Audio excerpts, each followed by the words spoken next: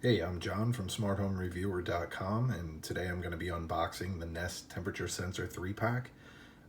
Nest sells these as both the 1 and the 3-pack. I happen to need a bunch throughout my house because I have cold spots in a few places that are also hot spots in the summer.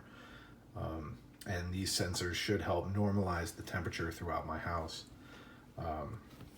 Basically, as the back of the box shows, I have a couple of these guys in my house right now, and I don't want them getting too cold or too hot.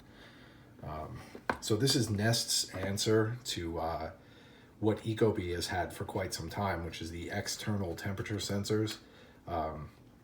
And basically what these do is they work with the thermostat to take the measurement of the temperature measurement throughout the house, and then try to adjust the temperature so that those rooms that are too hot or too cold get a little warmer or colder, depending on what you're looking for.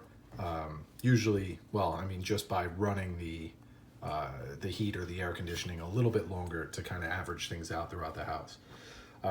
So in the box, what you're going to see is the quick setup guide. This setup seems to be really easy. Basically, open the app, tap the gear icon, and add the sensor.